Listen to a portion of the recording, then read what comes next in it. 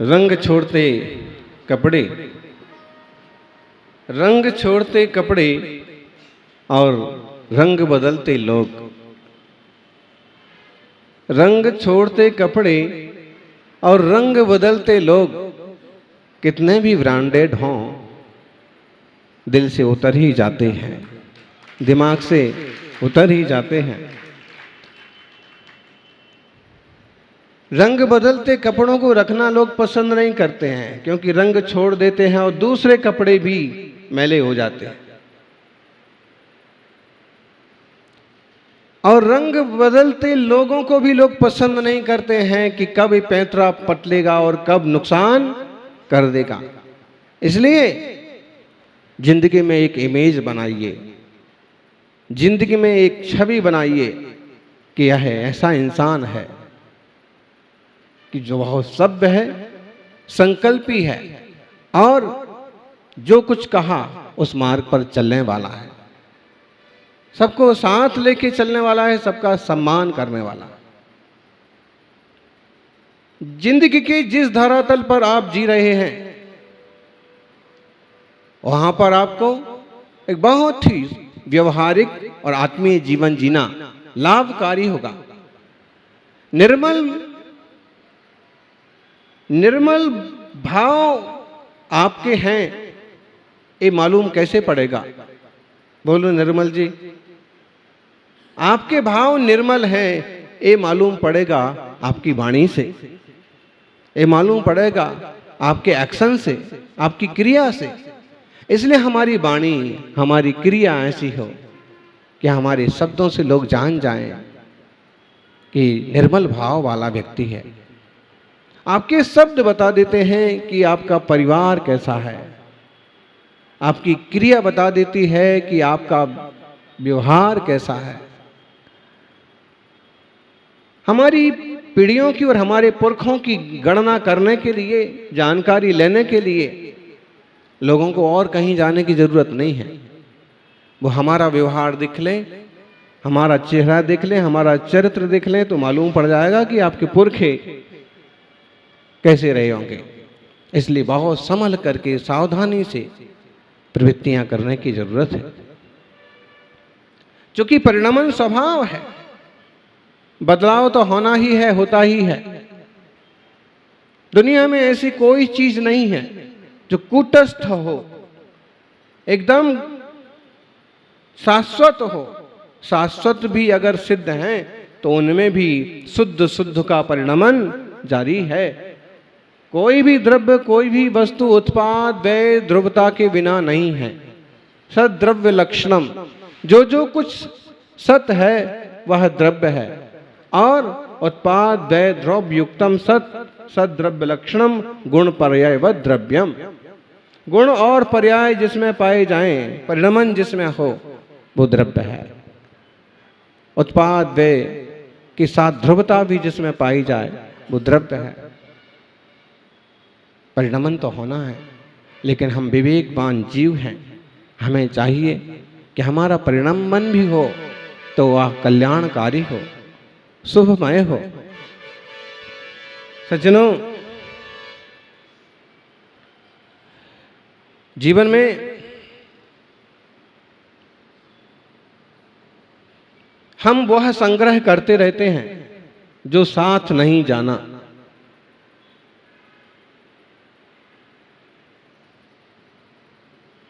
जिंदगी में लगभग हम वही संग्रह करते रहते हैं जो साथ नहीं जाता,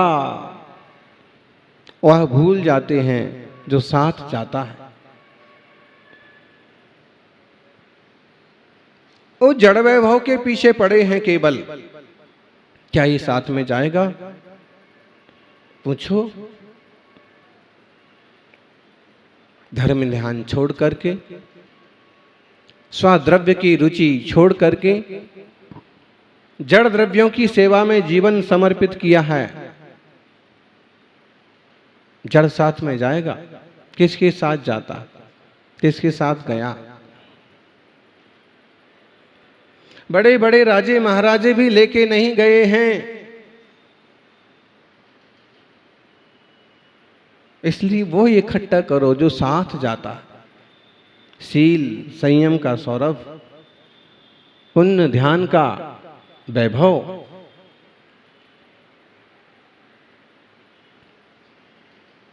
इसी जन्म में जब एक यात्रा करते हैं तो उसके लिए कितना संग्रह करते हैं।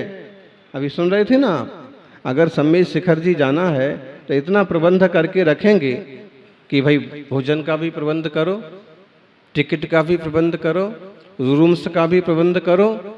हैं, ये तो कोई साहसी लोग होते हैं कि बिना व्यवस्था की परवाह करके भी और देवशास्त्र गुरु की भक्ति के लिए और सेवा के लिए चल पड़ते हैं।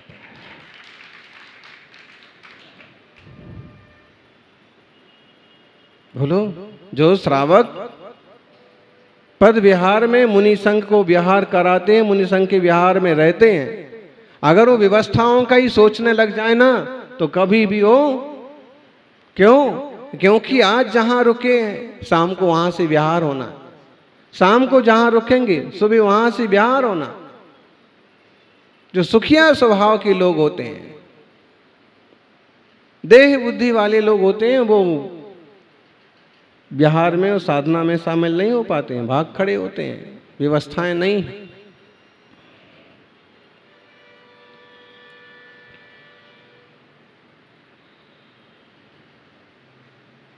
गिरनार जी जाना है, शिखर जी जाना है, और आजकल गिरनार जी शिखर जी से ज्यादा लोग कहाँ जाते हैं?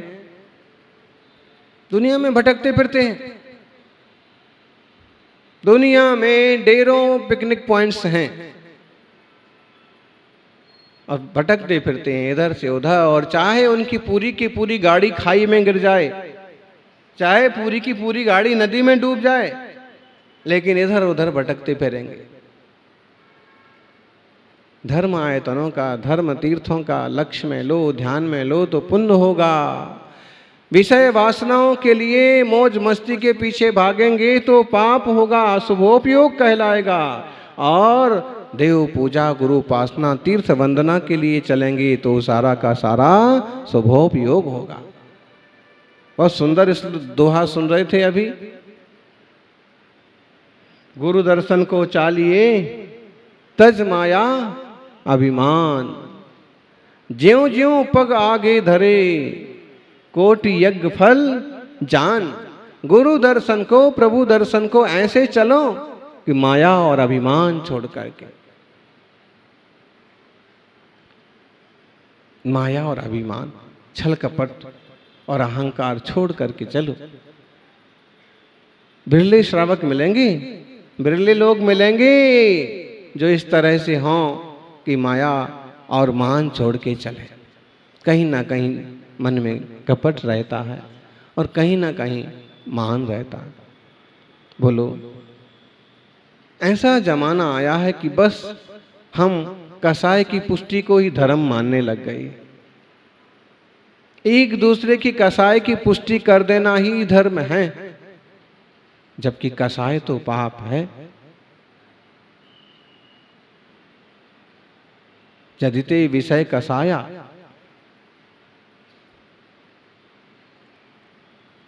जो विषय कसाय हैं वो तो स्पष्ट रूप से पाप हैं, और धर्म क्षेत्रों के माध्यम से भी लोग अगर वही चाहते हैं तो कोई बुद्धिमानी थोड़ी है। सज्जनों, इस जीवन की यात्रा में छोटी सी यात्रा करते हैं तो भी बड़ी बड़ी तैयारी करते हैं, लेकिन इस जीवन के बाद जो बड़ी बड़ी यात्रा है, अनंत की यात्रा है, उसके लिए क्या तैयारी है? कम से कम वेद विज्ञान तो कर लो, तत्व निर्णय तो कर लो, सम्यक दर्शन तो प्राप्त कर लो।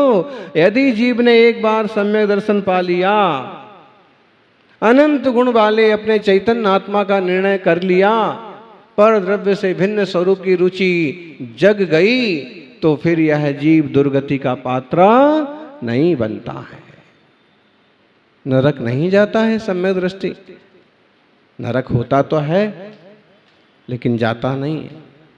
त्रियंच में भी नहीं जाता है। क्यों नहीं जाता है? ऐसे प्रशस्त परिणाम वाला जीव त्रियंच गति का, त्रियंच आयु का बंध नहीं करता, और जानवर कुत्ता बिल्ली भी नहीं बनता।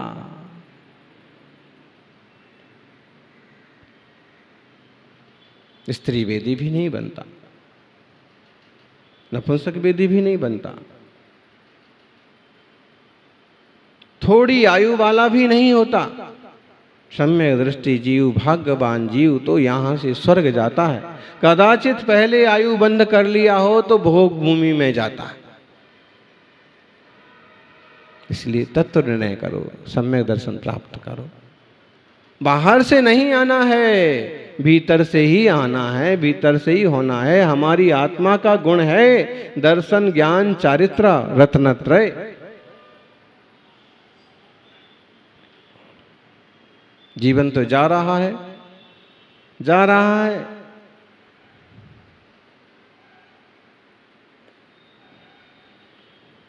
जवानी जवानी छे हैं, जवानी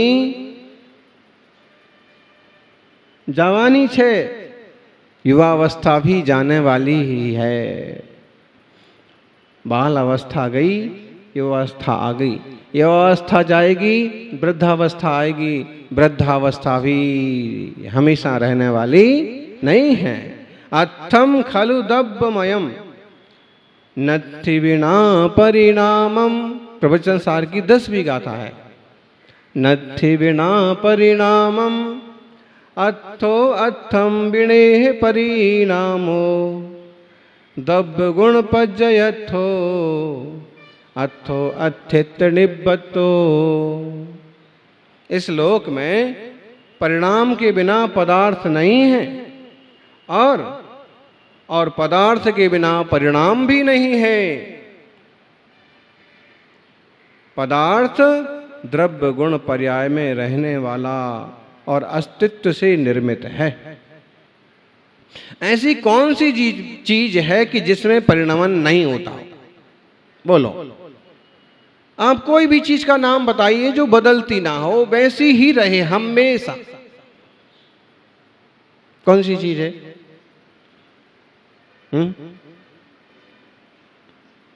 एक नाम बताइए।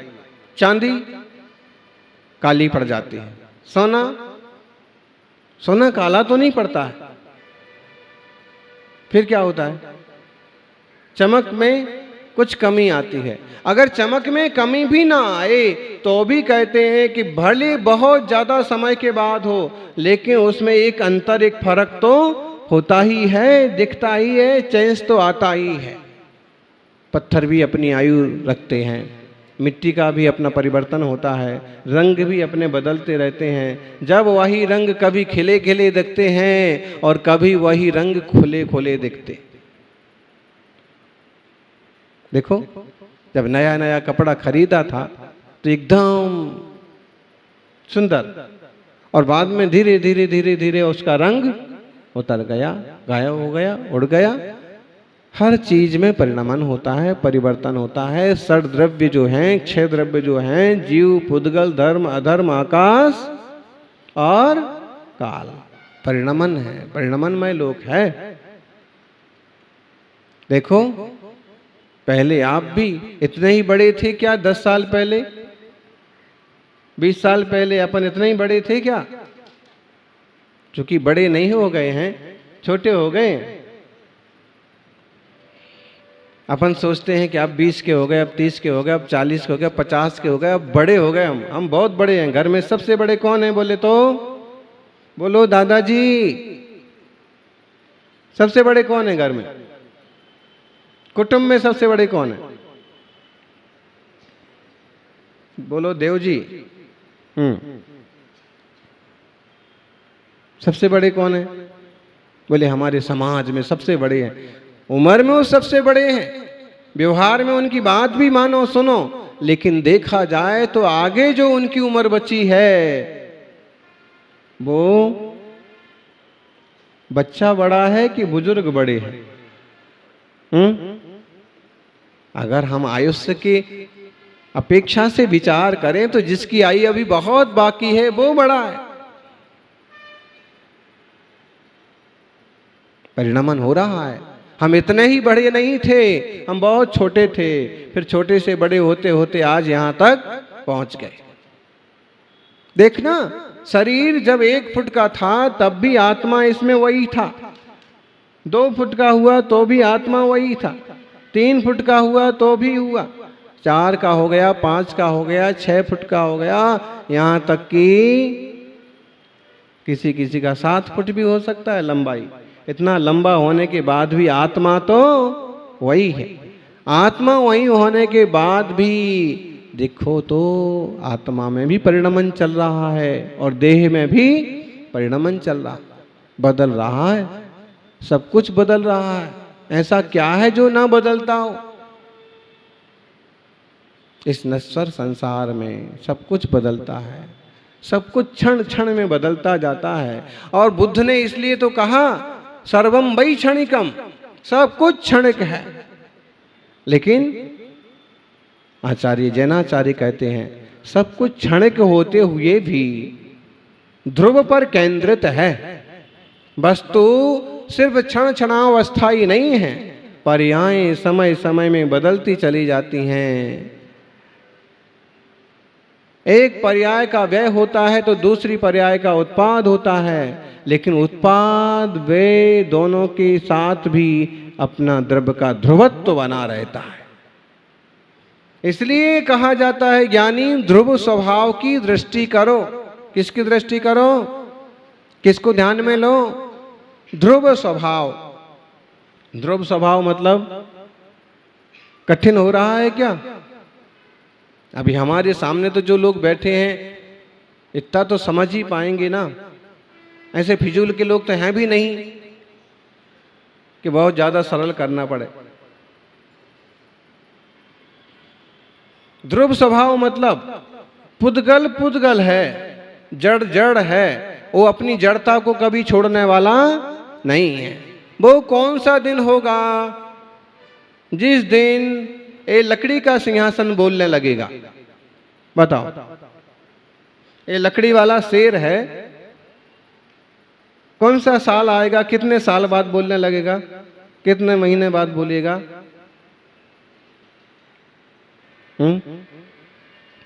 कितने भी साल बीत जाए, कितने भी महीने बीत जाए, लेकिन लकड़ी बोलती नहीं है, पत्थर बोलते नहीं है।